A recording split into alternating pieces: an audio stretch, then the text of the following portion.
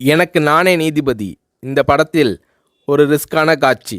விஜயகாந்தை 2 பக்கம் கயிறு கட்டி பெரிய பாறாங்கல்லோடு இழுத்து பிடித்திருப்பார்கள். கழுத்திலேயும் ஒரு கயிறு கொடுத்து பின்பக்கமாக விஜயகாந்த் அவர்களை இழுத்து பிடித்திருப்பார்கள். பெரிய கிரேனில் பாறாங்கல்லை கட்டி அதை நகர்த்தி கொண்டு வந்து விஜயகாந்த் அவர்கள் மீது மோத விடுகிற மாதிரி காட்சி.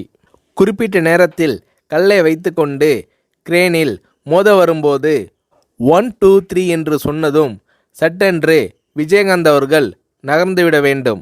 ஸ்டண்ட் மாஸ்டர் சுப்ராயன் விஜயகாந்த் அவர்களை மறுபடியும் எச்சரித்தார்.